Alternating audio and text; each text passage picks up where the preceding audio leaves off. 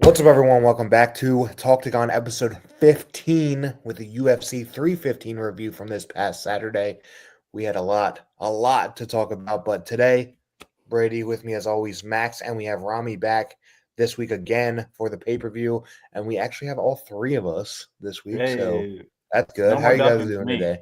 No ducking here. No ducking here. Yeah, last time Rami was here, I was sick, so they were talking a lot of shit. Even though we all tied for the predictions, I'm like, y'all are talking a lot of shit. I'm like, maybe if y'all beat me in the predictions, then it would be a duck. But no, this time there was not a tie, so we'll get more into that later about who did the best on the predictions for 315. It was a fun weekend. I feel like we all kind of had our ups and downs, but yeah, we'll break it down. We'll break it down. Me and Max had some downs and then especially me. Not good. Yeah. But hey, Yeah, dude. it was a fun show overall, though. The judges, bro. It's the judges' fault. We have some issues with these judges this week. Fucking annoying. But yeah, we had a great show. I thought overall the pay-per-view was really good. A lot of people, hated on it, to be honest, going into it. But as me and Max have talked about previously, MMA community online always fucking hates on cards. So what's new? Yeah. But they always end up turning out good almost every time that they hate. Most of the time they turn out good. Yeah, keep the expectations low and they'll exceed it. Especially when they're in an arena. Sadly, next week, spoiler alert, we go back to the Apex. Back to the dungeon. But we do have a arena show this week, so that was fun up in Canada.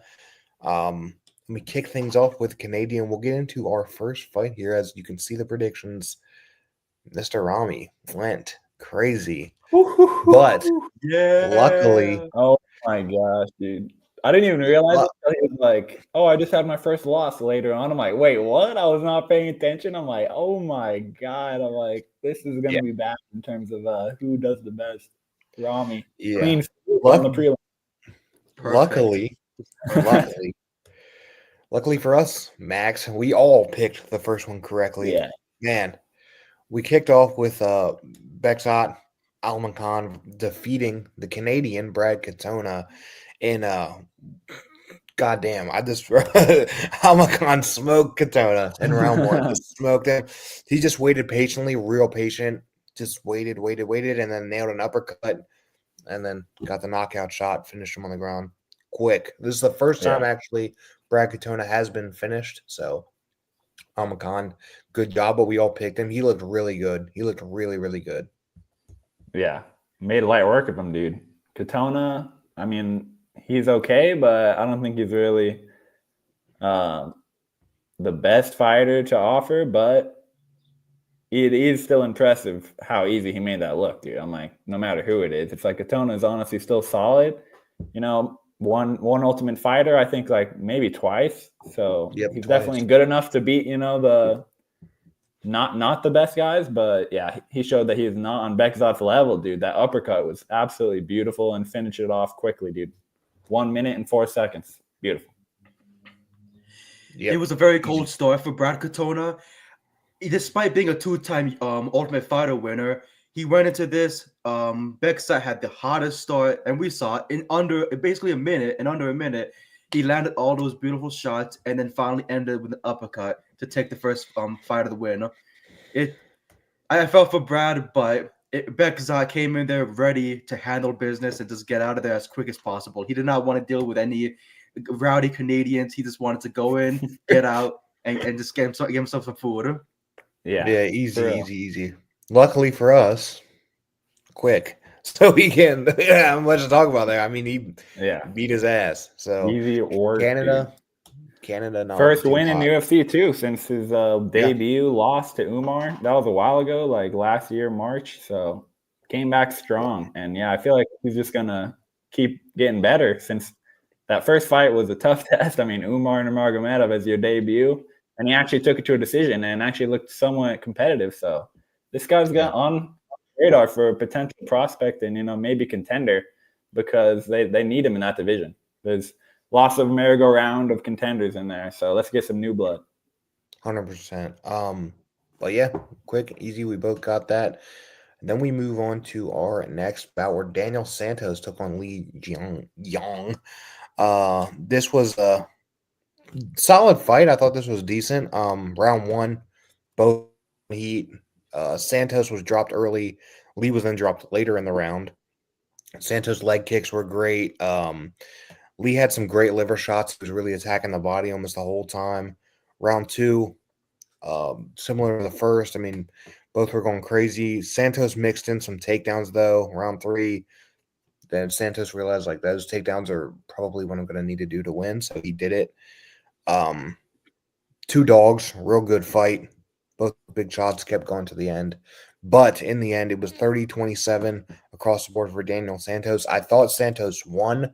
I disagreed with the 30-27. I thought Lee probably edged out round one, but still lost, so I guess it didn't matter. Yeah.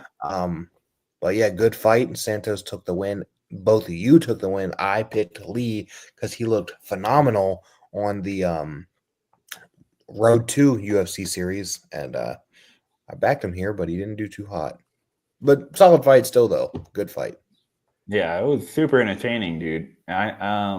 Especially coming off the last fight where it was like really quick. This one was like a straight war, so it was a nice contrast there. And Santos looked good in this new weight class. He looked definitely a little fluffier than we saw him previously. He did. I was like, he looks a lot different.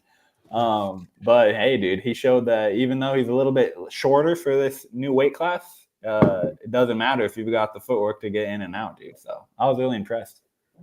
Yeah. It's funny because I messaged Max saying all hell will break loose, and he thought I meant like, oh, the fights are gonna go crazy as hell. No, I just thought that my picks were gonna go wrong the whole night. I thought I was gonna get the first fight, and everything else was just gonna be wrong the whole night. And then it's just a war. Santos using his takedowns. Round two, round three, edging it out. It should have been a 30-27, 30-28 at best, I would say, yeah. But these judges the whole night, they really did do a whole number of fucking up, and they definitely need to go back to school. But Santos takes the win here. It was a fun one, and of course added another win for both Maxi and I. So I was like, hey, I'll take it if anything. I was like 2-0. I thought I was looking good here. I was like, all right, Silva's coming up next. We're starting hot. Silva's gonna get the KO. Silva's never been knocked out once. I'm like, he's definitely not getting knocked out in this next one. Definitely not. I'm like, this is a good matchup. Marc Andre's going down. Ooh, pain. The bad one, bro. I was scared for this next one, bro. This is scary. Yeah. So I took the loss on Lee, but then we move on to Silva versus Marc-Andre Barriault. Rough. So this was not much of a fight. Mark pushed him up against the cage and started. Well, first I didn't. So here was the thing with me. They were like clenched up against the cage, but like he had his arm around him, and he was like throwing in little short elbows, right? And then he drilled an elbow and dropped him, and he was out. And I was like, I didn't think that really hit him. And then I saw the replay, and goddamn, that hit him. Oh yeah. So Andre Barriault hit him in the clinch basically on the temple and dropped him. But we saw on the little like slow-mo replay, it looked like he freaking dented his skull in. Yeah. And they said he was fine. I was straight like, murder. Yeah, he did have a concussion though. Yeah. But, I mean, obviously. That was a murder to say the least. But he was Thank God it wasn't an actual one though. Thank God. Dude, exactly. After they were I like, thought it was gonna be. Dude, they were like talking, and he was still laying on the ground. He was taken out on a stretcher. I was scared. I was like, "Oh my god! Like, you might have just murdered this guy." It was like a preview to that 100 men versus one gorilla. If that's the case already with the one gorilla, then we're fucked here. Marc Andre's gonna kill everybody. Yeah. Dude, but yeah, obviously that was just scary, bro. Like, he got the first round KO. But yeah, scary, dude. Me and Max went with Silva again. I didn't, man. Both these guys had huge losing streaks, so I was like, I don't know. I was gonna say he had a big losing streak, but I thought, he was fighting tougher guys. That was mine. Was his last one Smith? Was that his last one? His last one was Nura Diaz, I think that was his UFC debut. So Oh, no. Oh, yeah. This is actually his second stint in the UFC, though. First one coming back. Yeah.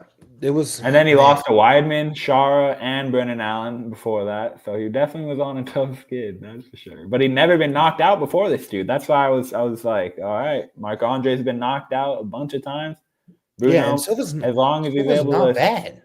Yeah, I mean, he went the distance with Pereira back.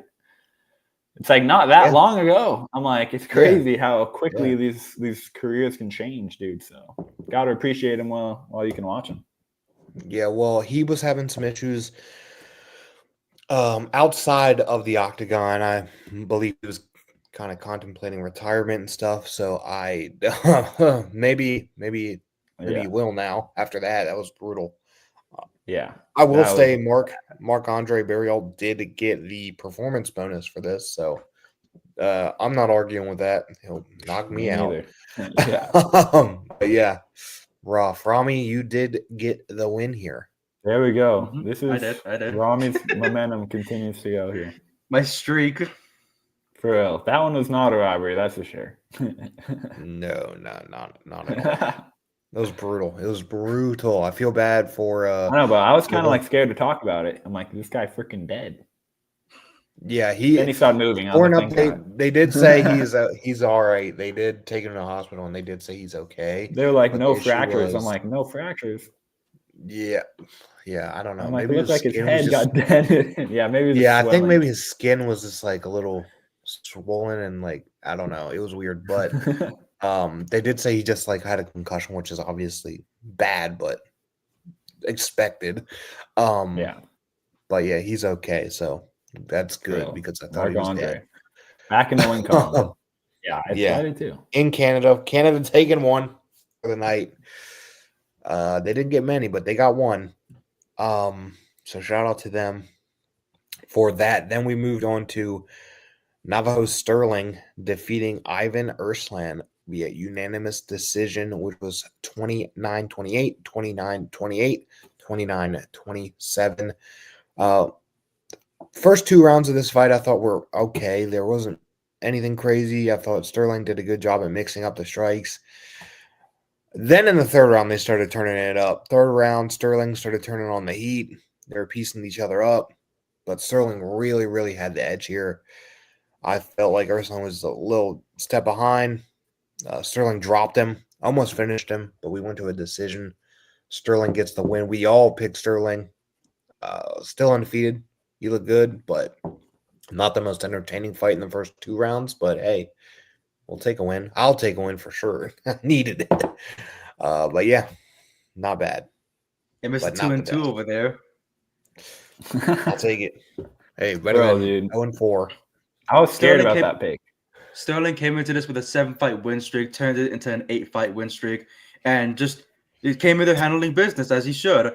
Ivan had a 2-fight losing streak going into this. He lost to Ian Catelba in his last bout, and so in this one he wanted to change things up, switch it out. Didn't do so much of that, and Sterling, of course, continues this undefeated streak of his, where who knows what's next for him. Yeah, I know. He's a good prospect. Yeah, he is. And I was scared, though, because he changed his hair color. And if you change your hair up, sometimes you fucking lose. We see it a lot. He changed up his hair. You can't change your hair color. You can't do anything when it comes to the week of UFC. You're going to get fucked. Exactly. Bro, but hey, he broke the haircut curse, dude, for real. I was scared for this one. I'm like, Sterling's only 27. This is only like his 8th fight, but man, he looks solid in there. And yeah, I think he's going to be a fun prospect to watch. He definitely throws hard in there, so it's going to be a fun career to watch. Yeah, not bad. Shout out to him. We all got him, so we'll take that. And then we move on to the next one where Rami wins, but there's an asterisk behind this one, I think. This was a little bit of bullshit. Modestas Makakis defeats Rami paid off the judge. Listen to how dumb this is. He beats Cutelaba via split decision, 30-27, 30-27, 29-28. I'll get into it in a second. But how the hell do you win a fight 30-27 split. How? That means one judge had one guy winning every round, and then the other judge had the other guy winning every round. What are they watching? This is insane. Literally insane. They're watching their betting apps just go over real, and over. like- They're trying to get that money, like me. For real. Like, see, I use Sterling, Bournal, Santos, and Bezcat, my money for that, to pay off the judges for Modestus. And I was like, this is what I needed. No one's going to take me out.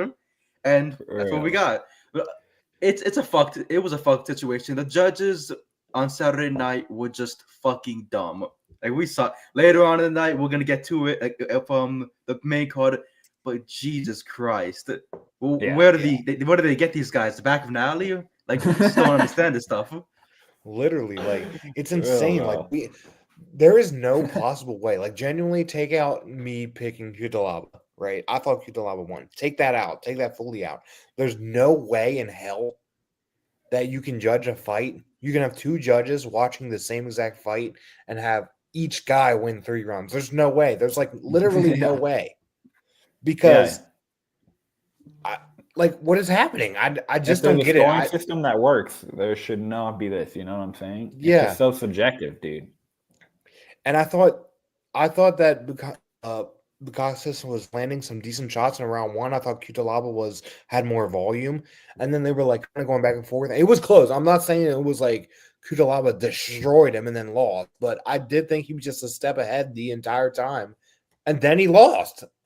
But then on one judge, he won every round. So it's just so frustrating.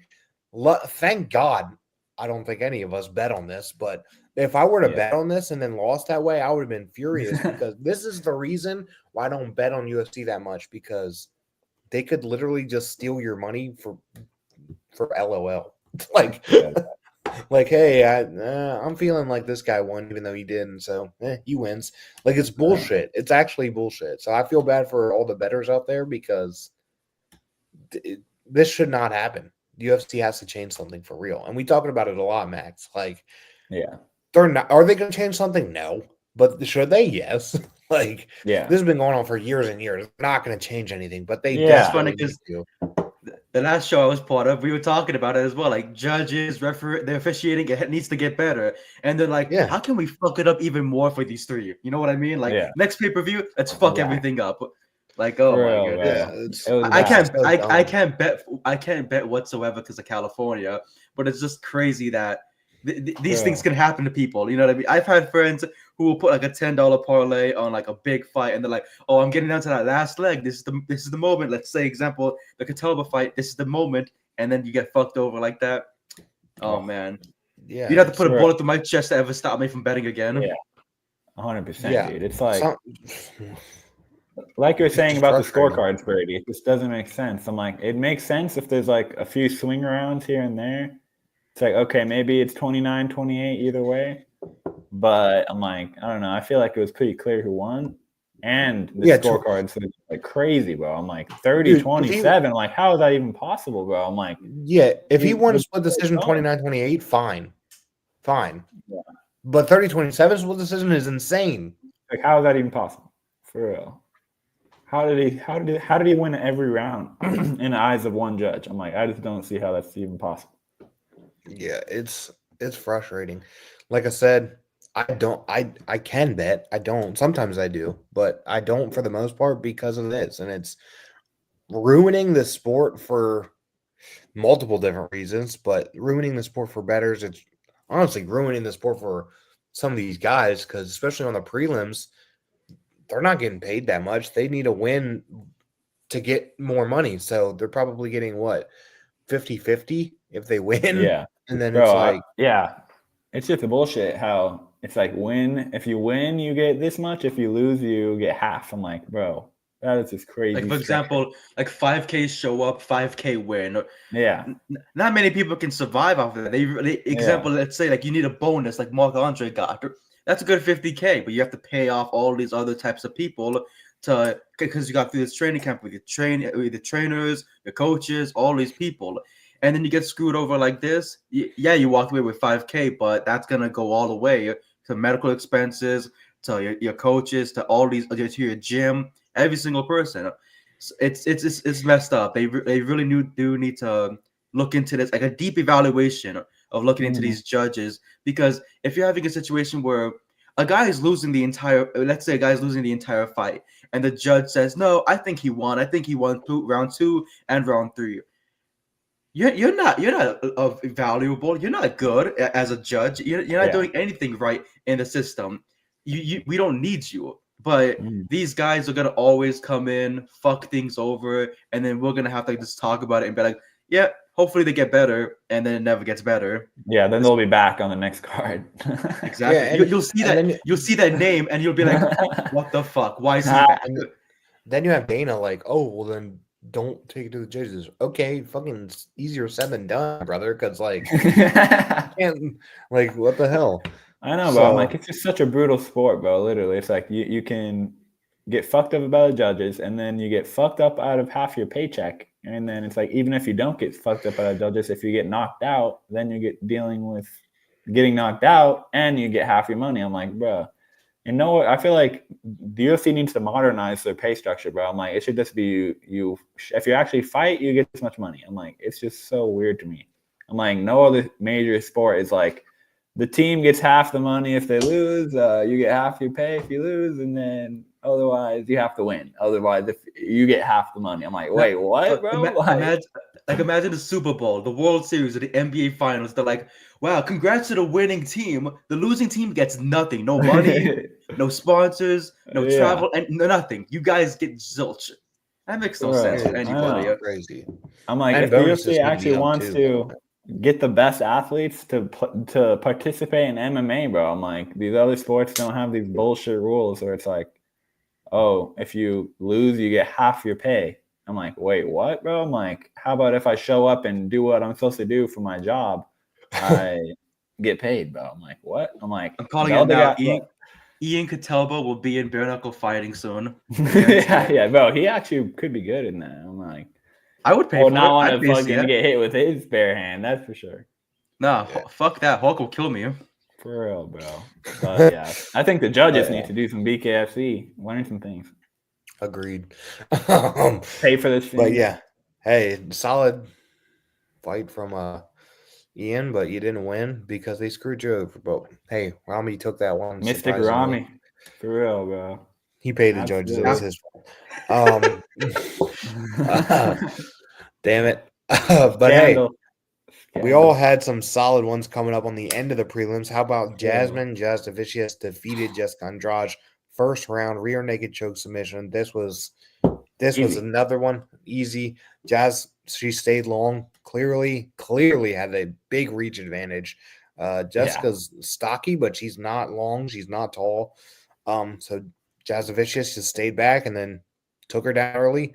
Literally flattened her, got her on her back, and choked her out with ease. Like, it was like so easy, like surprisingly easy, that Jessica Andrade did not have anything for her as far as takedown defense or getting out of the submission. She just beat her. Like, it was so fast. Like, I was so shocked at how quick it was. Like, she's just a beast. And she also did get a performance bonus for this, deserved, because she just ran through a former champ like it was absolutely nothing. So, we all picked her, so we'll take it. I feel for the former champ because she's in her last 5, she's 2 for 3, and not only that, I feel like a lot of fighters are taking advantage of the, like you said, the stocky build. If you have a long enough reach, you can just immediately get away from that power, take her down, and suffocate her with that. Jasmine's been doing this for quite some time. She's on a 5-fight win streak. She's dominated all of her opponents. The second she gets you down, you're screwed, because you're either going to feel those elbows or you're going to get your back taken and choke the hell out. And Jessica was just another victim, no Cypress Hill, in a situation like this. And I think everyone's just counting down the moments when Jasmine gets that title shot. You know what I mean? Like, it's finally time where she's in this opportunity to be a top contender. She beat a former champion. She's knocked out a lot. She's beat a lot of the talent that's in this division. It's just a matter of when she gets this title fight. Just like later on in the night, we're going to talk about another person who deserves the title fight, and then the situation with that division going forward. But Jessica, another situation where the grappling is too much. Jasmine, another situation where she's just too good. It's like when you max out your stats. People are like, okay, you're already great at prelims. You've already headline cards. You gotta do bigger things. And now it's time for that championship opportunity to come very, very soon for her career. So good on Jasmine. Another win for all of us. Well, for me mainly. But I was saying, I love it. yeah, Jasmine just vicious, literally vicious. You can't stop her. For real, dude. She's peaking right, and before she gets a little bit too old. I mean, 36, so she's doesn't have all the time in the world, but dude, she's looking good at this point in her career. I mean, she was actually let me see here, 3 years older than Andrade, which is crazy considering how long Andrade has been around. But I mean, Andrade in terms of fighting years is much older. So Jasmine Jasavicius showed that she's looking legit, like you said, Rami. Contender very soon. I mean, I feel like maybe another one thing more about fight. this is that this was Jasmine's first pay-per-view since UFC 297.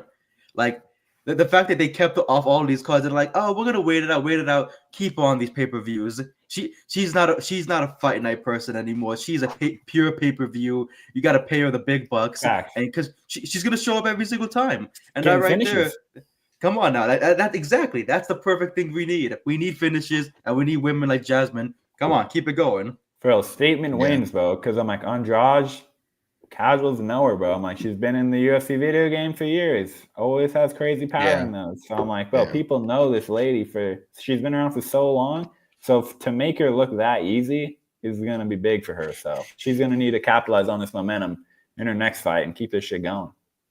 Yeah, they wanted her in Canada for sure, but the issue now is about will they bring another pay-per-view back to Canada, because it didn't sell too well, to be honest with you. Going into seat wise, there wasn't a lot of seats left going into the night. Somehow they had, as UFC always does, announces, oh, we had the biggest fucking gate in the arena history outside of hockey. They actually did. Well, they probably charge so much. That's why. Yeah, that's true. But there was a lot of empty seats left, so we'll see if they go back to Canada. But regardless, you got to have her on. She was another Canadian to get the win, so shout out to her. And then we have another Canadian headliner. How about Mike Malott defeating Charles Chuck Buffalo Radke? Charles came into this fight like dissing Canada, basically. He said he's going to knock out Mike Malott in front of Canada because back, what was it? The hockey thing where they had the tournament. I forget what that was called because I don't watch hockey. And it was Canada versus US and whatever. The Four Nations. Yeah, Canada versus US, and they booed. Yeah. They booed the national anthem. So Radke said, for you guys booing the American national anthem, I'm going to knock out your guy. Well, he was wrong because Mike Malott looked damn good. Dude, Mike Malott looked real good. His movement was good. Everything was great. Radke did have some good shots in early. He looked solid, but man, Mike looked really good, and then he caught him bad in the second round and put him out with a nice punch. Mike Malott is a beast. He's a beast. He's really good. And Rami, you'll get this. Doesn't he look like Mike Bailey? And they're both from Canada. He does. Speedball. He does look like Speedball. Oh my goodness. Both named Mike. Both look similar.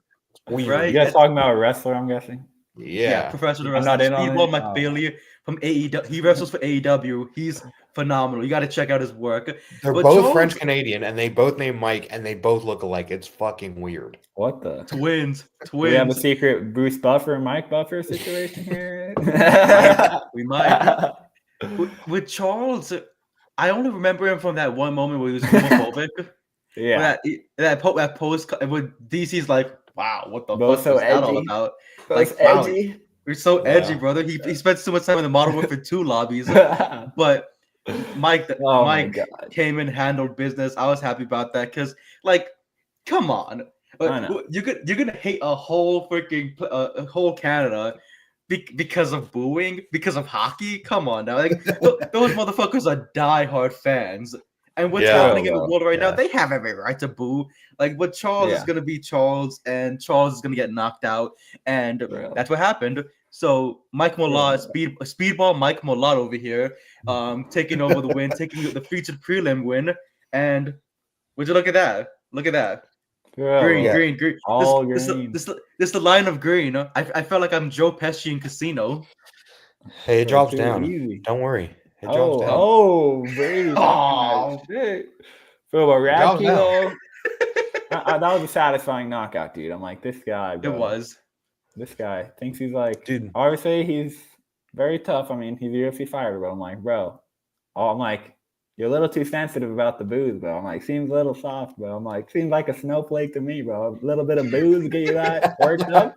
I'm like, come on, bro. Focus on the opponent, bro. And then they were talking up the left hook of Radke, bro. They're like, the left hook of Radke. Oh my god. I'm like, bro. I'm like, where is this glaze coming from, bro? I'm like, Radke. I'm like, I never thought this guy was that good. I'm like, obviously he's a solid, great UFC fighter. I mean, compared to a regular fighter, he's great. But I'm like, bro, this is the UFC top of the top. Nah, he's not gonna cut it, bro. Mike Malott, beautiful.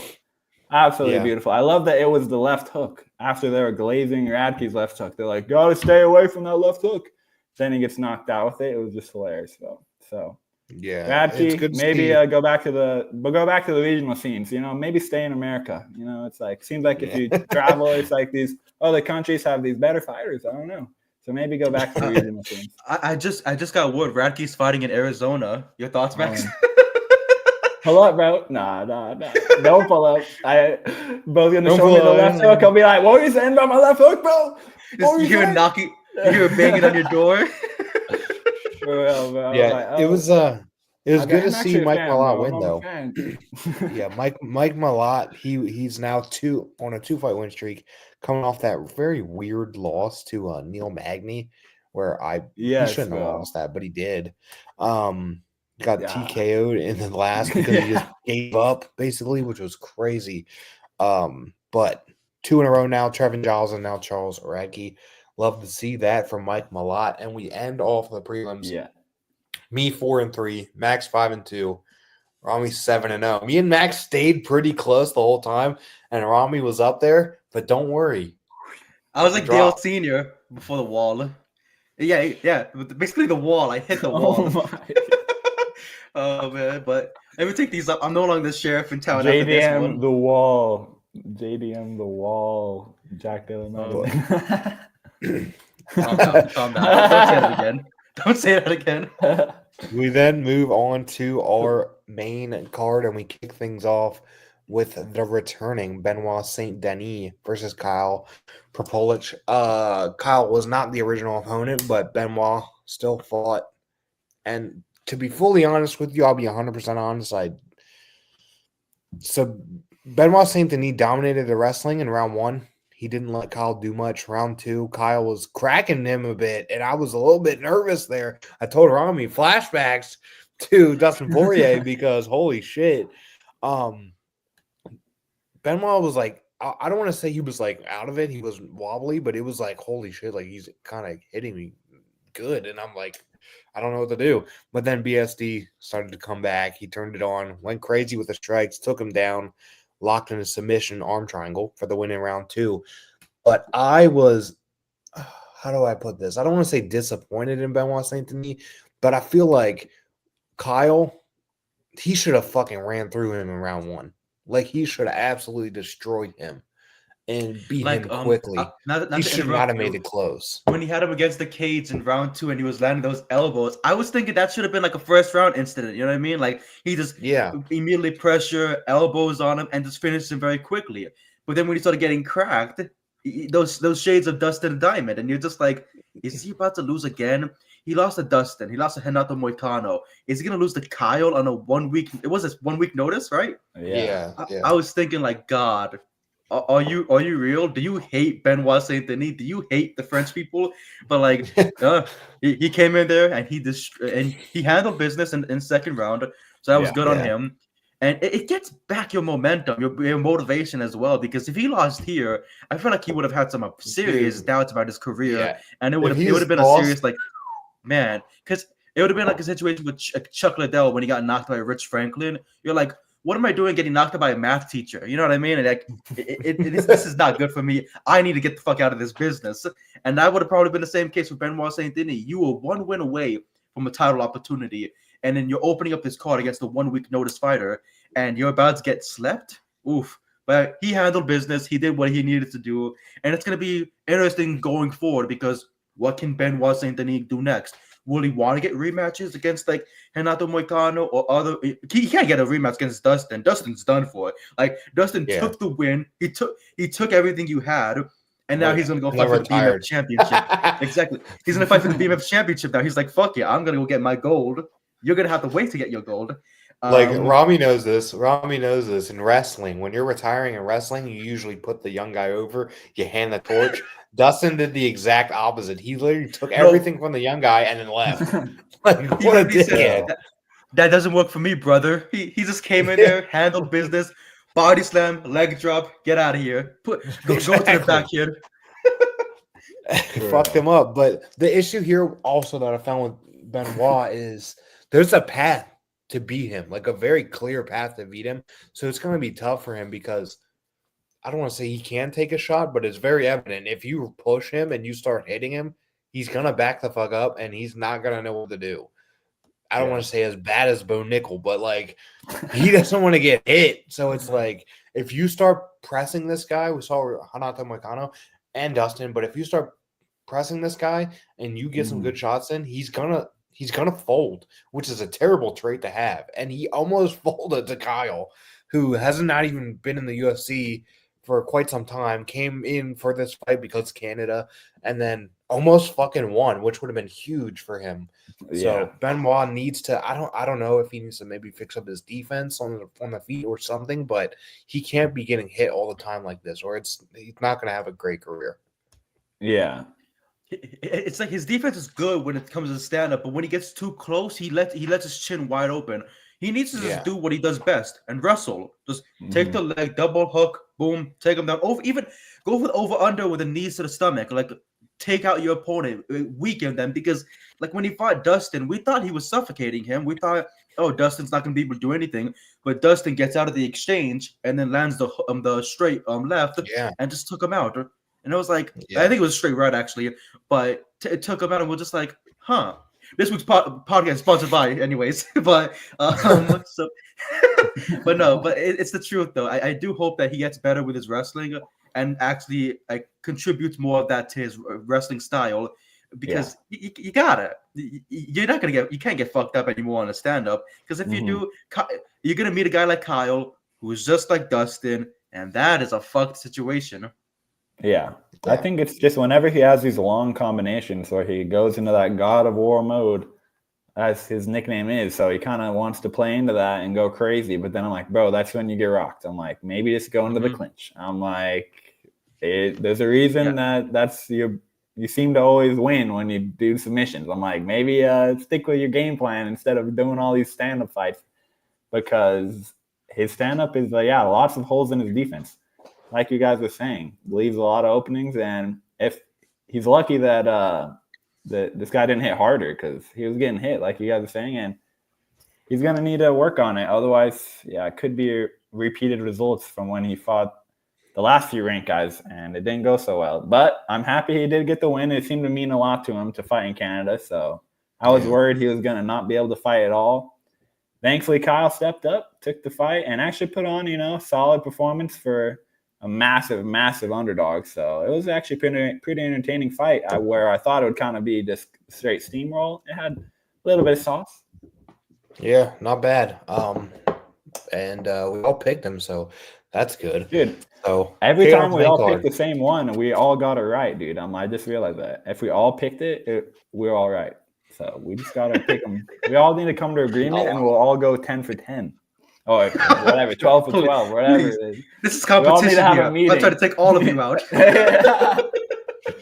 The perfect card, bro. I still haven't had it yet. I want it to happen, bro. Yeah, we need it badly. I've had so many predictions, and never have I gone perfect on the whole card. I want it to happen. But we need to get hey, Rami on here to give me help apparently, but not for the main card, just for the prelims. yeah, Calm prelim down. helper. But yeah, solid fight there. Good job, Benoit. We then moved on to our. That's not something you heard in second. 06. No, it's not. Natalia Silva defeats Alexa Grasso via unanimous decision, 30-27 across the board. Wow, what a performance from Natalia Silva. Bruce Buffer fucked her name up twice, which is so rare for him, and I was shocked. He announced her Natalie Silva, and then when she won, Natalie Silva again. It's Natalia. It's not Natalie, Bruce. Anyways, whoa, what the hell? Round one, round one, solid for Silva, but round one for me, the story here was how weird I found it that Grasso was fighting. She was like stick and move, but like literally, like she'd hit her and then move all the way out the way and have like one punch, and then Natalia Silva would have combinations, which were obviously helping her. She jabbed back up. Silva would be at kick range, get a bunch of work in, leg kicks, body kicks, even tried some spinning head kicks. She wasn't like running, but Silva's movement is like so fucking good. She's in and out, side to side, side to side. And that Grasso just couldn't find her. She was just way too fast for her. And then obviously I thought in round two was frustrating Grasso. She had like this mean ass look on her face the whole time. It's like she couldn't get anything done. Alexa finally started to turn up the heat in the last 10 seconds of round two, and they traded some shots, but it was a little too late for that. Round three, much of the same. Natalia cut Grasso with a nasty head kick. Like nasty, but Grasso ate it, so good for her. Continued to work. Just beat her up on the feet. There was literally nothing Grasso could do. Silva was just too fast, too speedy, too quick with the hands. The kicks were all landing. She landed a nasty front kick too, which props to Grasso. She ate everything, but Silva was just better. She's now on a 13-fight win streak and did call for a title fight after. We'll see where that goes because we have some stuff to talk about in that co-headliner. But yeah, as far as this fight, Natalia Silva looked damn good. 100% her best performance to date. She looked really, really good. Yeah. It's funny because I saw the preview of like how she fights and everything. I'm like, I know how she fights. She's a bulldozer. She's explosive. She goes through everybody, does her job. And I still thought to myself, now Grosso's gonna take her down, out wrestle her, and just completely dominate the situation. That couldn't even happen. That didn't happen a single second. Silva's kicks to the stomach are so gut-wrenching. It makes you, the viewer, feel disgusted, like you want to puke yourself, because it's like, that's just, it's just brutal. She's too brutal with it. She's fast. And if she's already doing it at a 3-round pace, when it comes to these 5-round fights, I feel like she's just going to dominate her. You know what I mean? If you can't take the girl down and she's constantly pushing you away and then using that jab to just mess up your face, my God, she beat a former champion, Alexa Grasso, the same woman that dominated in the first fight, Valentina Shevchenko, and we thought, holy crap, that was crazy. The second fight, draw. Third fight, Grasso loses, and we're like, Grasso might be able, because we all knew this. If Grasso won here, that would have been an immediate, they would have done a trilogy between Shevchenko and Grasso. Would have been a fourth fight in the series, and we're like, okay, I'll take it. I mean, I would have, but Silva comes in here, dominates the decision. She could, if it was a 5-round fight, who knows how that could have ended, because she was just destroying those ribs. She was truly Brenda the Ritter, against Bo Nickel. She was just having herself a blast, and she's more than deserving of a championship fight next. And after we saw how the co-main event went, we're not going to get into that yet, but after we saw how that went out, Silva definitely, without a doubt, deserves that championship fight. What do you guys think? Do you think she deserves a title fight next? Yeah, I mean she's a matchup for everybody, I think. Yeah, 30-27 versus Grasso. It's like, you got to, dude. And that style is just the most frustrating style to fight against, where they're so evasive, they're always moving back, they're always making you chase them, but they're also landing as well at the same time. It's like, how are they hitting me but also running at the same time? It's just like, that's what's going on. It's like, they're like, how I can't reach them, but they're still piecing me up. It's like so confusing. I think that's why Grasso looks so pissed off, bro. She's like, bro, I'm chasing this girl the whole time. but I'm just getting punched for doing it and not able to even reach her. So, yeah. I think Brutal. Silva, as long as she's able to keep the pace for 5 rounds, it's going to be really, really tough, dude, because that movement is just insane. And then how dangerous all the weapons are. It's like, bro, you don't want to go in too fast either. So it's like, man, I would not want to fight her, that's for sure. Yeah, Silva is an absolute monster, and I called her. I said, was it like 3 fights back for her that she would be a future champion, and I feel more confident in that than ever. She is so damn good. She's so good. And we'll get into a little more in the co-main, but for now, she beat Grosso's ass, and Rami takes his first L here. Let's go. I was like, what? He texted me. He's like, my first L. I'm like, oh my God. I started looking like, oh my God. The judges helped him out with the Kutalaba one. We'll count it. Me and Max are undefeated right now in the prelims, but we all picked the same one next, and we all fucking lost. But we shouldn't have. This is the one we messed up. Pissed me off. This situation pissed me the fuck off. Because, like, how do you do this? We get into Ayman Zahabi versus Jose Aldo. I will say before this that this was supposed to be up a weight class. Aldo was struggling to make it, so it didn't happen. They ended up going with a kind of a weird situation, honestly. Yeah, it was weird. I don't know. He couldn't make the weight, but Zahabi was already at the weight. Because Zahabi was at the weight. It was fucking strange. Yeah, because the way that Canada runs things there, apparently, like, you can't be like 5 pounds over like a certain weight class or whatever, because, like, I guess they don't allow, they think it's unhealthy, so they moved it from bantamweight to featherweight, and I was like, okay, I'll take that. Maybe Jose will have a little bit more energy. That third round was no energy. Like, he went for that burst. He's like, round 1, Aldo. Round 2. Pretty much kind of Aldo, like, in a sense. Round 3, like, you could give like the last like 2.5 minutes to Zahabi because of the gas out situation. Like, he was elbowing Aldo in the gut, and the whole I was face down, ass up, praying to God, like, please, for the love of God, do not let this guy lose. Like, I cannot let this happen whatsoever. And he gassed out. You saw that. That sucker kick he fucking threw and everything. Dude, it was like, brutal. That was bad. I thought I was watching Pride all over again. I was like, holy shit, where's Vanderlei Silva at? For a second. I was like, holy shit. I thought he just did an illegal kick, but nah, it was legal, bro. Beautiful. But that was the thing. That was the thing, though. I thought Aldo looked good. In round 1, I thought he did very well. He was always first. He looked fast. He looked fast. For his old age, he's still fast as shit. Ayman started to figure him out a little bit and started landing some good shots, but Aldo was still in his A game. Like, Ayman was wearing the damage. Like, his eye was busted. He had bruises under. I thought Aldo, because of the jab and because of the work, I thought he won round 1 and 2 for sure. Round 3 was a little different. There was nice striking back and forth. Aldo landed a big knee, dropped him. He tried to get back up, landed that fucking punt kick, knocked him back down. It was brutal, but I thought it was over. Shout out to Ayman, though. He's tough as shit because he got up from that. That would have took anybody out. He got up from it. He put the pressure on Aldo, who just had that huge burst of beating the hell out of him and tired out. And he took a chance at it. He rocked him a little bit. He got him down, ground and pound, like you said, landed some elbows, split him right in the middle of his forehead, blood coming out everywhere. And then we go to a split decision, and Ayman won. I thought for sure, or sorry, not split decision, unanimous decision. I thought for sure it was 2-1 Aldo. Man, I looked back at it. Maybe you could give Ayman the second round, but I don't know. I thought Aldo still won that. But regardless, he didn't, and then he basically retired after.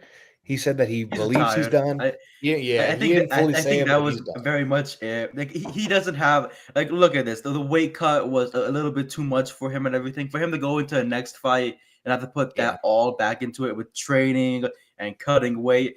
The dude's done it all. I understand that he wanted to go down to bantamweight and to become like a 2-division champion and everything for his career. But he doesn't need to. Like we saw, like if we've all been watching him as long as we have for our childhood and our teenage years and everything else, we saw this guy go home to Brazil, dominate guys like Mendes, Frankie Edgar, anyone that got in his way, he killed except Connor. But he dominated every single person possible, and then when he lost the championship, he got it back like at UFC 200, and we were like, wow, who can stop this guy? And then he retires, and then he goes to boxing, and we're like, wow, who can fucking stop this guy? And then he comes back to MMA, and we know how MMA is. It's not like boxing. You can't just throw a jab. You got to throw kicks. You got to grapple. You got to go into the clinches, wrestle, everything. He doesn't need to do any of that. He's done it all, and I wish he would have gotten this win because it would have been more satisfying if he knew, like, I cannot do this anymore. I need this win. I'll walk off, into the sunset, a happy man. And then the judges keep fucking all of us.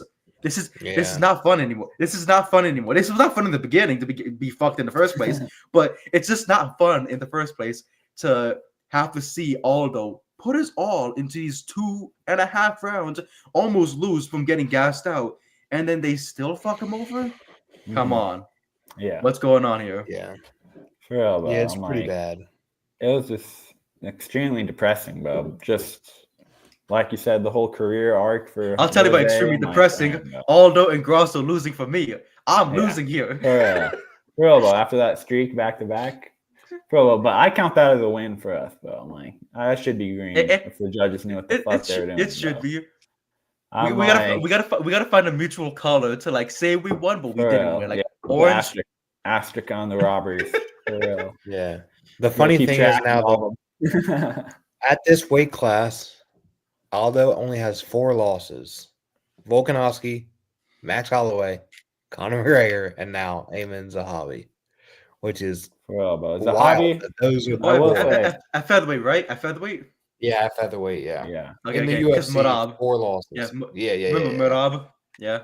Yeah, 4 at this weight class, and it's those 4. I feel like one of those things is not like the other, but hey, it's okay. I mean, Zahabi did impress me, even though he didn't do bad. Kind of a robbery. By any means. He did still impress me. I was like, and he had GSP in his corner. I was pretty confident in picking Jose. I was like, Zahabi's better as a coach.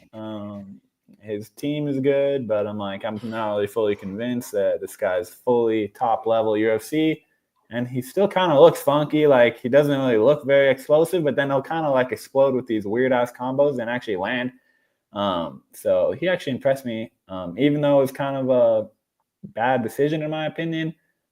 Jose also looked really good. So it's like, even though you lost, in my opinion, Jose looked really good. So it's not like he should have lost to like some bum old Jose, but yeah, I still think he should have lost, but I'm interested to see what happens next for him because he's on a fat streak now, 6 in a row. Yeah, it's just insane that when you look back at the history books, it's like Aldo loses to Holloway, Volk, Connor, and Ariel Helwani. Like, what the hell? Yeah, literally. It's funny you mentioned that because when they're trying to tell the tape, I completely forgot about the comparison, and then Max messages me saying, "Oh, Helwani clone," and I'm like, I looked at the screen and I was so cursed from it. I wanted to turn off the pay-per-view. I was like, literally, bro. Like it was scary because I forgot about the comparison. I look, I'm like, Helwani's fighting Aldo. He's gonna go on his MMA show the next week and be like, yeah, that was a tough fight, guys. That was a very tough fight.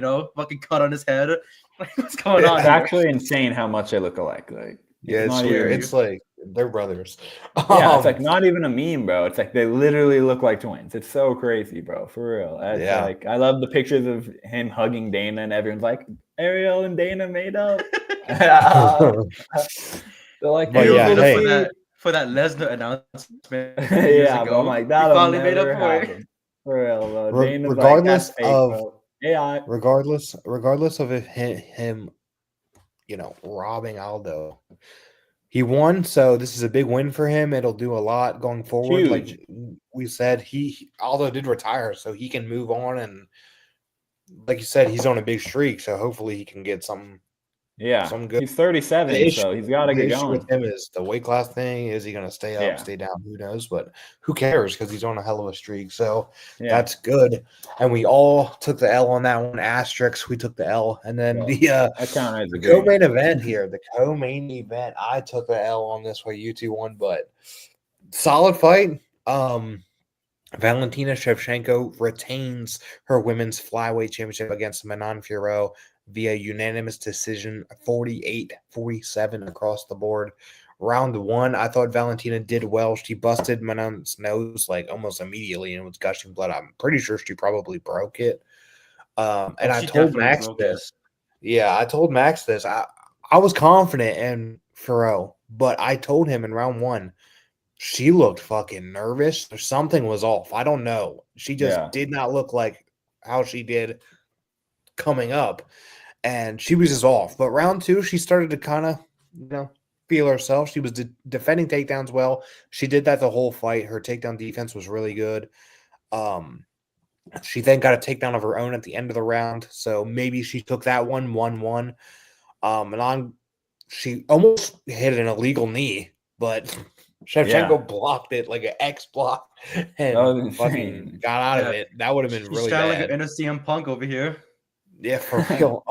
And then round three was a close one. Both basically matched each other. It was almost a mirror fight.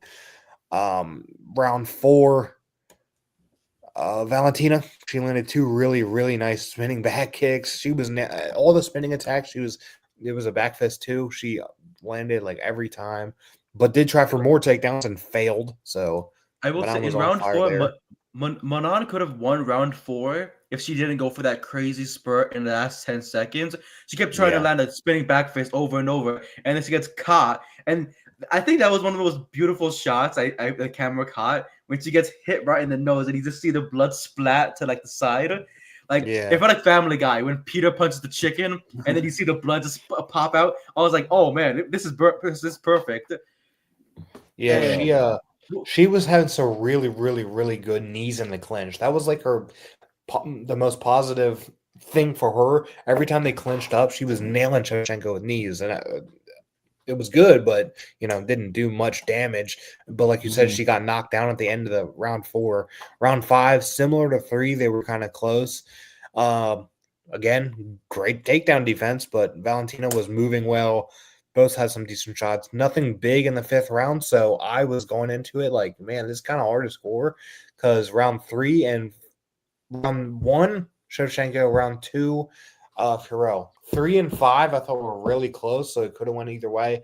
Again, not mad at. I wouldn't call this a robbery by any sense of the imagination, especially because Valentina is champ. So you want to be the champ, you got to beat the champ. We know that. So if it's close, I'll give it to Valentina as well. But I think that if Manon came out in round one and did better than she did, I mean, she looked terrible in round one. If she would have did better, I think we could have had a new champ. But Valentina, she got it done. And that's it. She didn't really say anything about what's next, but we have to talk about what's next because I think that this Valentina Shevchenko on this night loses to Natalia Silva on this night. If she was in that fight, we'd have a new champion. I think Silva would have whooped her. But is she next is the question because Zhang Wei Li went on Instagram and said, I'm next. I'm ready. Let's go. Let's make this I like fight. that. And then on the post-fight press conference, Valentina was kind of into it. So do we do the big fight between those two, or do you give Silva the title shot that she clearly deserves?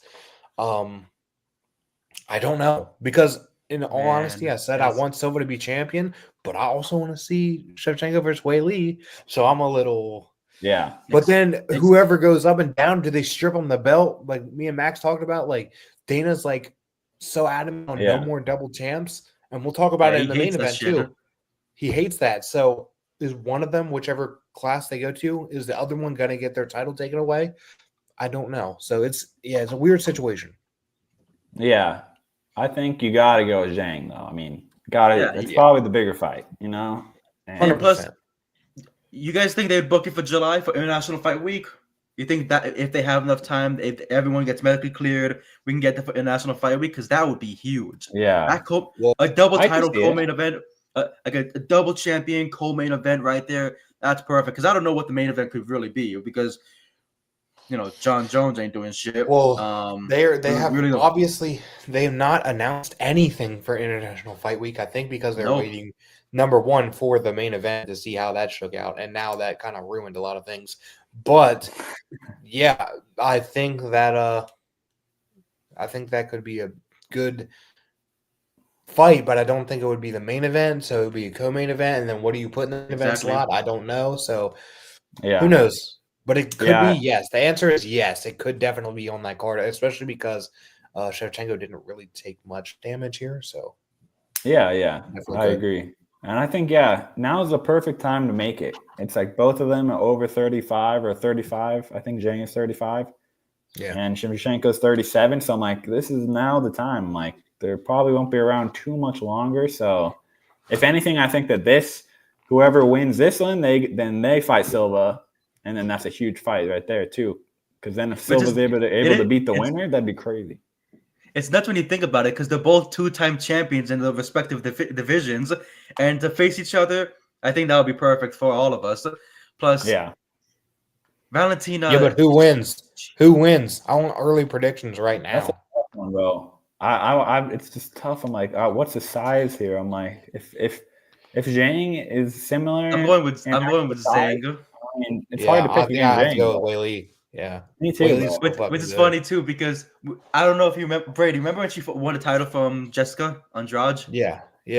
I wrote about it for this old news site that I used to write for, and I remember publishing it and tagging her in it. She legit messaged me the same day of her winning the title, and she put, "Thank you so much for the support. You're my new best friend." And I was like, whoa. I was like, you know what? I now I have to root for her every single fight. I rooted her against Joanna, against Rose. I'll root for her against Valentina. I was like, I gotta do that. If I don't, I'll probably get killed. But other than that. I think this is the fight week, because come on, it's too big of a fight. And then especially with the main event situation that we're gonna get into with the fight that we might get out of that, which could happen at International Fight Week, because come on now. Both guys walked away without a damage. We'll get into that, but I feel like it's the perfect time and everything for that to get to July, International Fight Week, and have two big title fights. You know what I mean? Because how many title fights do you think we're gonna get for International Fight Week? 2 or 3? Yeah, probably two. Probably two at this point. I think so. With how terrible they are at making champions fight these days, for real. Exactly. You need more money. I don't know, and I don't know if that main event's gonna be a fight. Yeah, I don't even know, dude. Jack is fucked up. So Bilal power, his eye is pretty messed up. So we'll see. I don't know, but yeah. As for this fight, I think that the French people have maybe lost their chance of getting a champion. To be fully honest, I thought Manon was the one. Everyone thought maybe Gane. He's out. And then maybe BSD. Nope, he's out. Maybe here we go. Ferrell, she's the one. Nope. So hey, French people, I'm sorry, but it's not looking too good for you guys. Keep trying. And no, GSP does not count. He does not. I went for Manon there. I thought we were gonna get a new champ, but it's okay. I'll take the L on that one where you two take the dub. I finally got a dub. 2 for 2 over here. Hey, well, you're about to get even worse. Both of you are about to get even worse because I'm taking a damn victory lap. I've been saying it all week. I said it before the week. Jack Della Maddalena is too goddamn good, and nobody's beating him. So I knew he was taking this win. And a lot of people were saying, hey, it's going to be the wrestling. The wrestling's going to be a problem because Gilbert Burns. You know what? This past week, I think it was on Thursday, I went back and I watched that Gilbert Burns fight. And it wasn't as bad as people say. Jack did really good with the wrestling defense. Yes, Burns got him down twice, but he got right the fuck back up each time. It was not as bad as people say. So I knew Jack Della Maddalena, he had a chance, baby, and I was rooting for the guy. And guess what? And new Jack Della Maddalena is your new UFC welterweight champion after defeating brother, Belal this Muhammad. guy stinks. Unanimous decision, 48-47, 48-47, and 49-46. Beat his ass. But I will give props to Belal Muhammad. Everyone's saying he's a boring fighter. He is certainly not. This was a great fight. This was as of right now, possibly a fight of the year contender. I'm sure it'll get beat. We're still early in the year, but it was really, really good.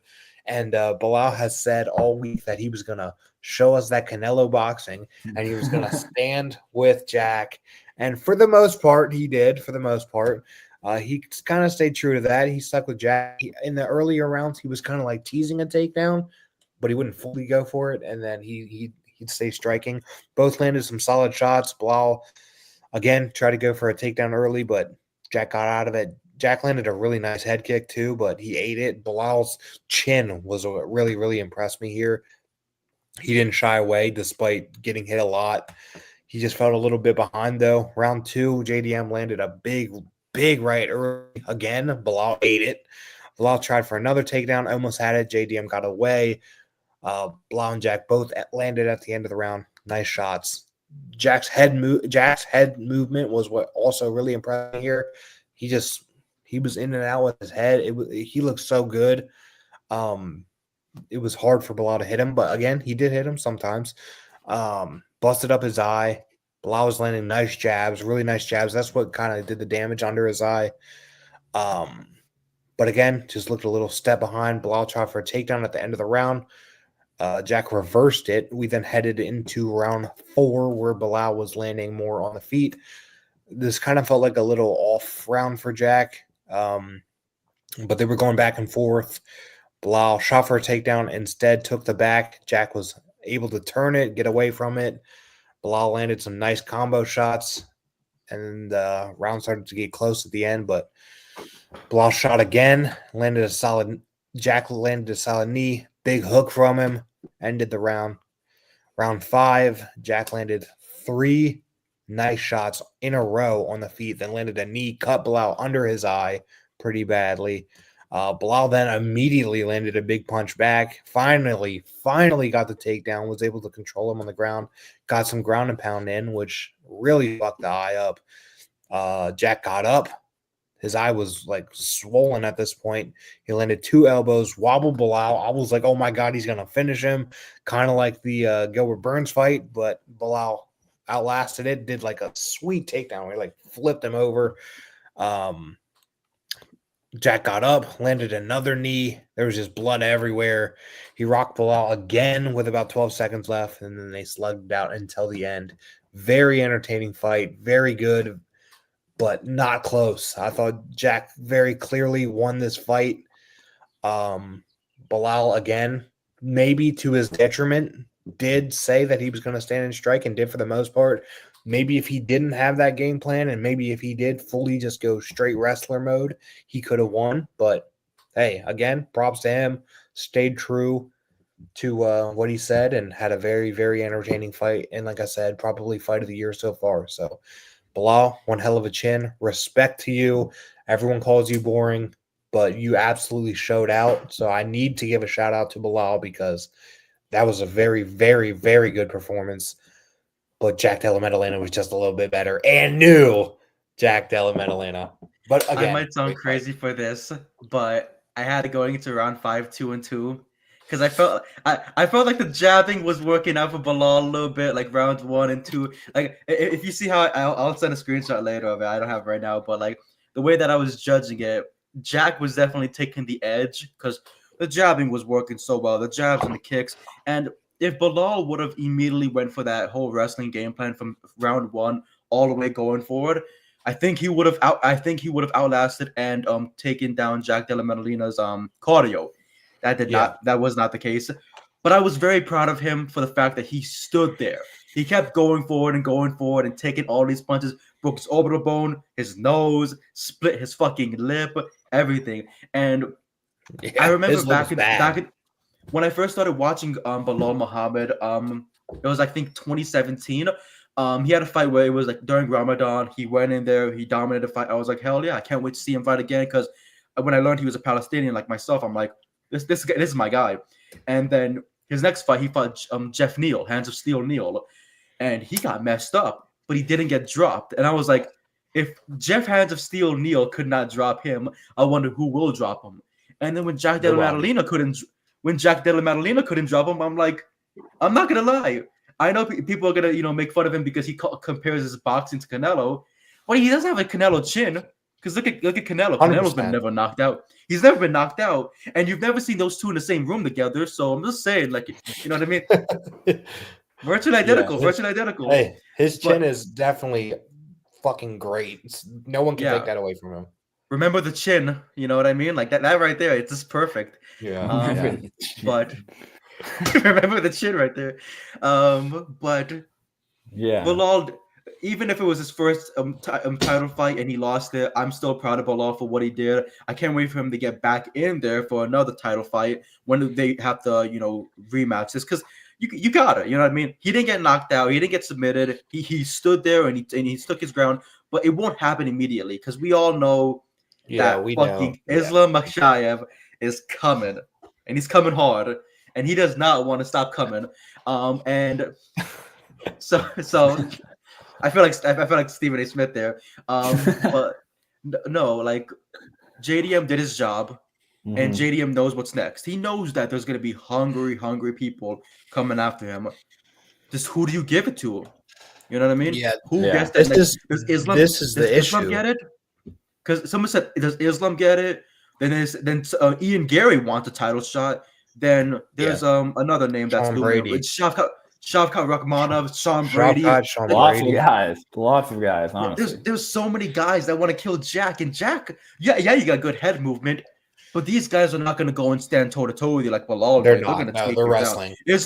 Islam's going to suffocate you as much as possible. So that's what makes these matches so interesting. Because when Jack gets that call and gets told, sign the contract, here's your next opponent, and it's a wrestler, you gotta prepare. Because none of these guys are going to go through the fight week and be like, you know what? I like what Bilal did. I'm going to do the same thing. All due respect to Bilal, but no one's going to follow that game plan ever again. They're going to go for the wrestling. They're going to suffocate you, and they're going to try to kill you. And that's what makes everything so much interesting. But we saw the damage he took. I don't think he's going to be – maybe he's not going to be prepared for July, but maybe August, maybe September, maybe October. Yeah. We don't really know. He called for a September fight against Islam and said he will 100% fight Islam and get that back. Do you have the location set for September? Mexico.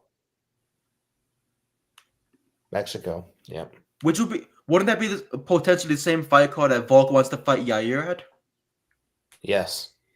Oh, Aussie. Oi. Like, golly. Yeah. Also, the main event wouldn't be too bad. Australia versus Mexico card would be crazy. Like, what the hell is going on here? Yeah, but the issue here is, though, that I think that just how do I don't know if Bilal how do I put this? I don't want to call him stupid, but I think that it was pretty bad to experiment on the feet. I think it was pretty bad to experiment on the feet and not wrestle in your first title defense. I think that was just a bad idea. Like, if you're going to want to try to experiment, maybe do it like in a non-title fight or like in a, get a couple defenses under your belt first. But in your first defense, you're like, fuck it, I'm going to throw my entire game plan that got me here out of the window and try to do the other guy's game plan. Was just bad, like just not ideal. Yeah. Hey, fun for the fans, so shout out to him for making it fun for the fans. But as a champion trying to keep your belt, not good at all. Just not a good game plan. Yeah, I mean, I think what happened was he was kind of competitive in that first round, and he's like, I didn't really shoot any takedowns, so he's like, I'll just keep doing this. My boxing will eventually break him down. He'll get tired, but I'm like, never happened, dude. I'm like, and as the fight started going on, I'm like, it was close, but I honestly feel like Jack was kind of like styling on him, like almost like I feel like if he was a little more like locked in, like I feel like some of them he was just like his head movement, his defense was so good. I'm like, if he just countered really hard, I'm like, we saw in that last round that when he lands a combo that Bilal could get wobbly. Like I was really worried, in that last round that we might be seeing Bilal get knocked out. I'm just glad we didn't see that happen because honestly, that was my biggest fear coming in was Bilal get knocked out and then he gets clowned on for the rest of his career for being a fake champion, blah, blah, blah. So I'm glad it was so competitive. And, I do think that Bilal should have used his striking to open up the takedowns more that we've seen in his other fights where it was just kind of like it was either all hands or just going for a takedown against the fan. Like, it was just Jack, all credit to Jack for being that good defensively and having the offense to make him not want to shoot because he's like, bro, I'm getting pieced up. He's like, if I go down, I might be running into something dangerous for real. Yeah. I wanted to mention something. It's completely off topic because I just saw the notification for it right now. The UFC reached out to Alex Pereira to headline UFC 317 against Magomed Ankalaev, but Alex isn't available for that date. The UFC currently don't have a main event for International Fight Week. However, they do have a UFC Flyweight Championship on the line. Pantoja against Kai Kara France is going to be at that card. And they just announced it? Well, it's an announced bout right now. That fight, Jack Hermanson versus Gregory Rodriguez, Tracy Cortez versus Vivian Araújo, Paulo Costa against Roman Kopylov, Justin Tafa is fighting there. I don't know his opponent's name. Brandon Royval against Manel Cape. All these fights are happening at this card. We have a title fight there. We might get maybe Valentina and Wiley there, but Valentina Wiley is probably that. Will that be the main event? You think like the women main event International Fight Week? Because if you get 2 title fights and you still say you don't have a main event, honestly, if any women's fight's gonna main event, it's that one.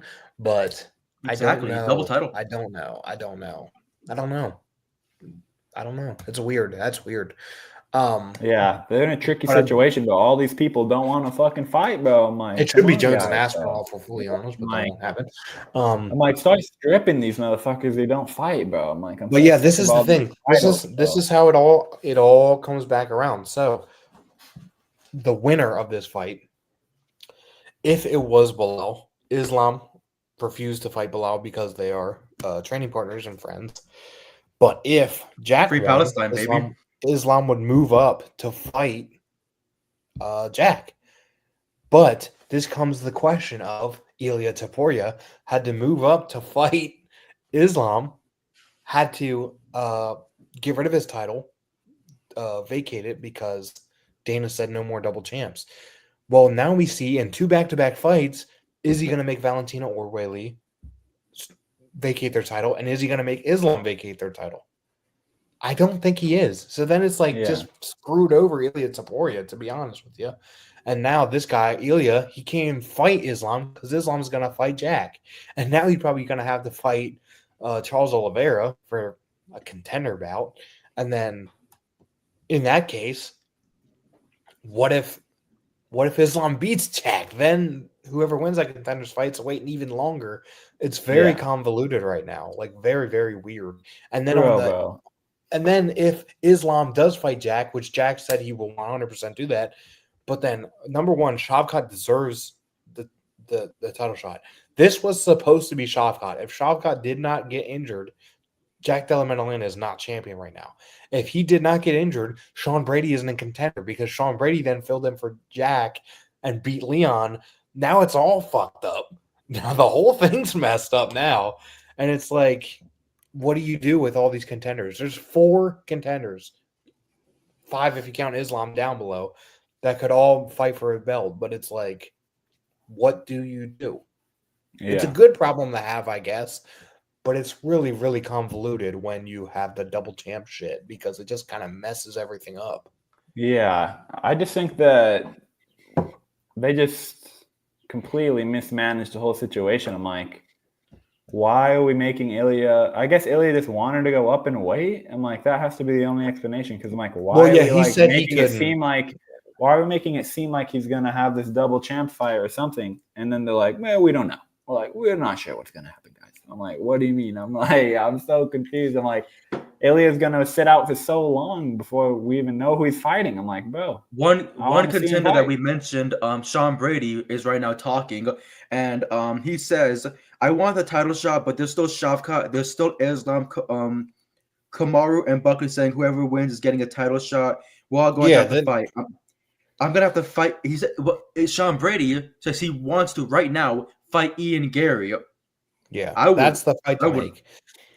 So here's Right what there. you do. And you okay? Go on. My apologies. In my opinion, no, it's okay. In my opinion, you have Sean Brady because Ian Gary did fill in as a backup for this fight, and usually the backups get the title fights next. But I think you do Sean Brady and Ian Gary. Have those two fight. I think Kamaru Usman and Joaquin Buckley, no, that's a wash. Nobody should get it after that. Just take that away. If Buckley wins that fight, which I think he will, it'll add like a boost to his resume and everything. But I don't think it automatically ensures that you get a title shot after that, especially when Kamaru's on a 2-3 fight losing streak. Like a 3-fight losing streak. I think if Buckley wins, he should fight the loser of Sean Brady Ian, and then you have Islam and Jack because Shavkat's still injured, and I don't know when he's going to be back. So Shavkat for now can wait because he just had surgery on Friday, I think. So he's going to be out a little while. And then I think whoever wins Islam Jack should 100% fight Shavkat because he was supposed to have this. He's still undefeated. He deserves a title fight. Then whoever wins that should fight the winner of Ian and Brady. And then fucking go on from there. But it's so convoluted because then if Islam were to win, then do you give Jack a rematch because he's not going to rematch Bilal because Bilal's not going to fight Islam? And then what do you do again with Ilia Topuria? Because is Islam going to go back and forth or are they just going to vacate the title and then we never get Ilia versus Islam? It's so messed up. So the best case scenario, honestly, is Jack beating Islam because that will reset everything back in place. But will Jack beat Islam is a question. That's a hard fight. So who knows?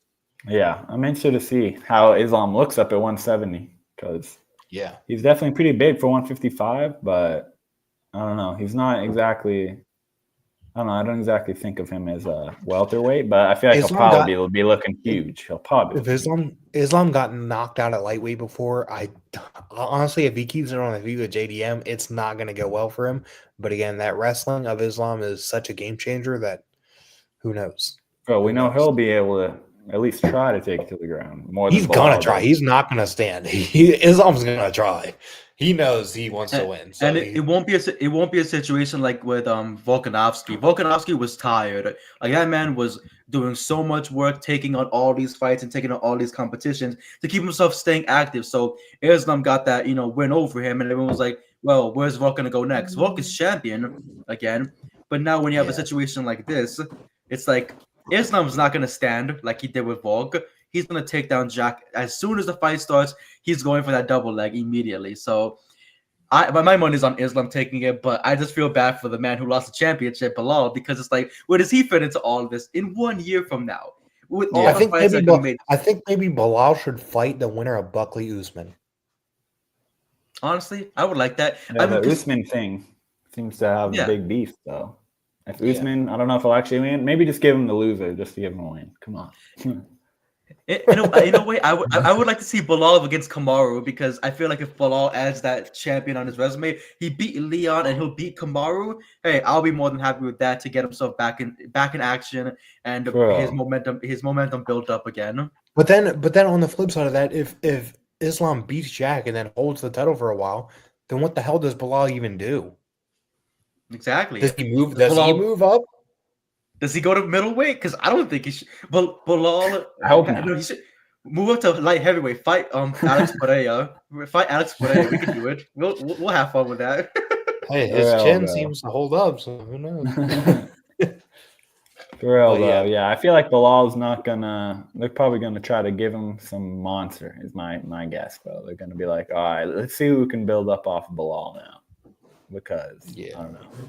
The fans seem to really dislike him, but I feel like we're maybe seeing a tide turn after this, dude. I'm like, even Brady was saying he's giving him some respect. I'm like, whoa, okay, this must have really been a good fight. 100%. If even Brady's being like, not so boring after all, after Brady was one of his harshest critics. Trust me, I've been having to defend him for a while from Brady's harsh criticisms. Thank you. Yeah, damn you, Bilal.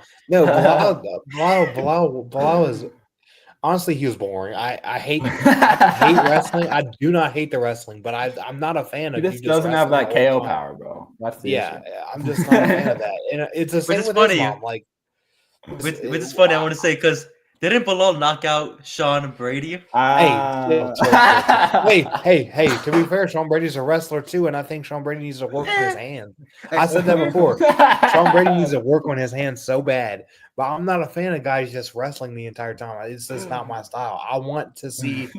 I love wrestling. I want to see the wrestling too, but as long as you So mix it in with strikes, you're the I'm a reason why mixed martial artist fan.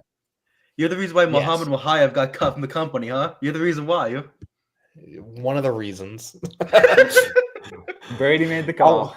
I want to see some fights. I don't want to see a wrestling match. If I want to see a wrestling match, I'd go watch wrestling. Bro, do the rematch between Bilal and Brady, bro. I'm like, that seems like a good one. Once Bilal's healed. I'll take that.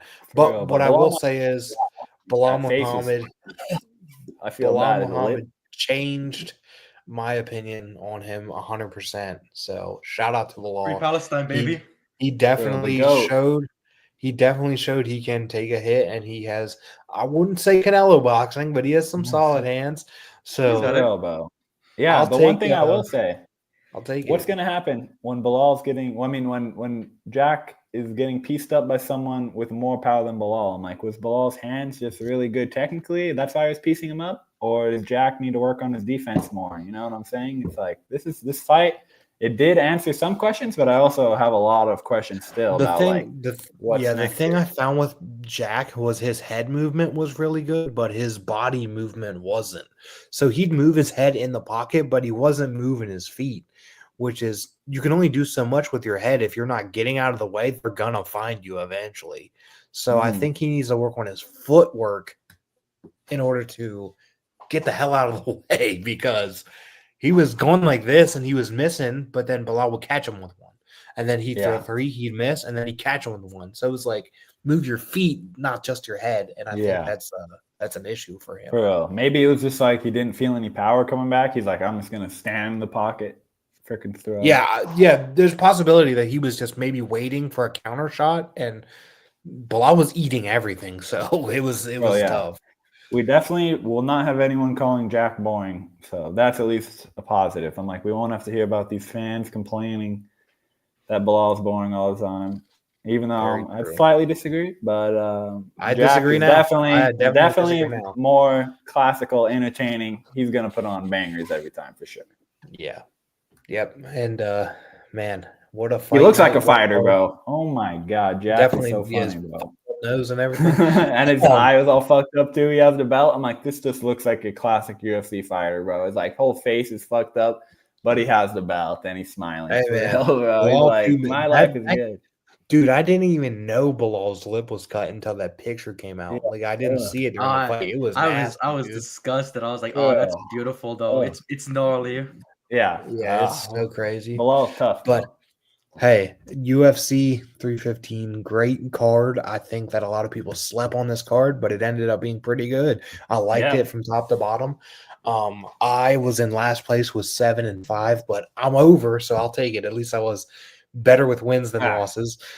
Max right behind me with 8-4, and then Rami right behind him, but in first place with 9-3. So we're all like one off of each other, which is kind of crazy, but Rami gets the win. And then God bless America. Me and Brady both have over 100 correct calls this year. Shout out to us. Rami, although Rami has a good prediction record, very limited sample sizing. This guy likes to show up, get a good week, and dip. He's like, all right, I'm out. I'm out of here. I got all my money. I got my money. I'm going to the casino. He comes in for pay-per-views and then leaves. Yeah, he's like that Apex shit. Fuck out of here. I might be back for that. I'll always be here for all the cards because it's fun. You know, talk about the fights, saying what the fuck is going on here, face down, ass up. It's the funniest thing in the world. But speaking of, I love talking with my guys. We are back in the Apex next week. Oh, dude, their eyes are like staring me down. Hey, Burns versus Morales. Morales is like staring me down. Hello. Do you see this date right here? That's my birthday. So we have a fight on my birthday. I'm excited about that. Shit. and my boy Michael Morales. I'm a huge Michael Morales fan. He's actually my lock screen on my phone. So shout out to him. He's in the main event, first main event. My Number lock screen is 12 the versus number Lakers, 8. so Oh yeah. Well, I have a Both rotating valid. one, so I have Michael Morales, I have the Steelers, I have the Lakers as Boo. well. So Oh yeah, hey, Lakers. Yeah. calm down there, Steelers. Mister. Calm mine down. is mine rotates. It goes from the Lakers to Snoopy. So like Who's your how my life football works. team, Rami? Do you have a football team? Rams. LA Rams. Rams. Oh, duh. Yeah. Boo. Hey, fuck y'all. Fuck. Hey, we're champions. We're champions. Wait, Hey, I'm Brady, champions. You're on the Steelers. Steelers. when was the last Pittsburgh. championship you guys had? I don't want to talk about it. Ask him about his team. Ask him about his team. When's the last time he had a championship? Wait, Max, you're a Cardinals fan, right? I like the Ravens. Bro. No, he's a Ravens fan. Ravens. Oh, I'm sorry, buddy. We're actually goated, bro. What do you mean, bro? You know what? Yeah, Lamar's pretty awesome. Pretty awesome. I choose him over Josh Allen. Valid for exactly the real MVP. But not a championship team. Bear juice on the squad? Okay. I like that. Yeah. Solid card here, though. Main event in the UFC Apex, and the main card does start at 7, so a little earlier one here. Gilbert Burns versus Michael Morales is your main event. Bellato versus Paul Craig. He's back after he's back after that loss to Bo Nickel. We then have Myron Santos, who's a solid fighter, against Sadiq Youssef. Big test for Myron there. Yeah. Dustin Stoltzfus versus Nursultan Ruziboev. Julian Arosa versus Costa, who's back already. I feel like he just fought. They both just fought. I feel like that hair. What do you call it? It's a staple of his. Yeah, not bad. Legend. And then prelims at 4, we have Camilo versus Green. We have Moises versus Gordon. We have Santos versus Lisiboa. We have Elise Reed versus Denise Gomez. We have Park versus Hernandez. And then we have Tisha Pennington versus Luana Pinheiro kicking us off in a ranked strawweight bout. So, honestly, whatever prelim, but a solid main card that definitely looking forward to. The top 2 fights here should be good. But 4 p.m. for the prelim, 7 p.m. for the main card on the East Coast. And we actually will not be back on Sunday. It'll probably be another Monday show because I'll be gone over the weekend and Monday probably. And then we have, is it Atlanta next? Is Atlanta after that? It might be. I think. Yeah, I think it's Atlanta. Let me see here. Yeah, we have. No, it's not actually. We have another Apex event. Blanchfield versus Barber. And then we have that's on May 31st. And then we have the UFC 316 on June 7th. And then the Atlanta card. So I think for May 31st, we might be back on Sunday. And then 316 will be another Monday event because I'll be at 316. I'm super excited about that. First ever MMA show that I've been to live. And I get to see Merab Dvalishvili beat Sean O'Malley again. Ooh, so I'm excited about that. I hope we get a bunch of wrestling matches. Hey, in that main event with Merab, I might. But we'll see. Should be fun though. I'm excited. Honestly, that card is like so low. They need to start fucking announcing it. I was hoping they'd announce it on 315 because the prelims have like 3 fights on it. And I'm like, what are we doing? We need more fights. But I'll take it. This week's podcast, as every week, is sponsored by Shroom Bar, so check that out. And make sure to follow us on Bodyslam Net, Bodyslam Net MMA on X. And then if you're watching on YouTube, Facebook, X, Twitch, wherever, make sure to like, comment, subscribe, follow, whatever. And then us, I am here at Brady Fight Talk. We have Max. Where can they find you at? At Combat Combos on X/Twitter. And Rami. You can find me at Rami on Twitter, Instagram, Grindr, anywhere that you possibly can get your things on. I'm kidding. It's a joke. Don't do it. Don't do it. No, but you can find me on Rami on Instagram, Twitter, Don't add me on Facebook because I'll block you. And anywhere else possible, that's good. Who else around me is basically anywhere. And if it doesn't show these stupid fucking glasses, then that's not me. That's definitely not me. But yeah, good show. We'll see you next week. Thanks for watching. Like I said, like, comment, subscribe, follow, and we will see you next time. Peace. Peace.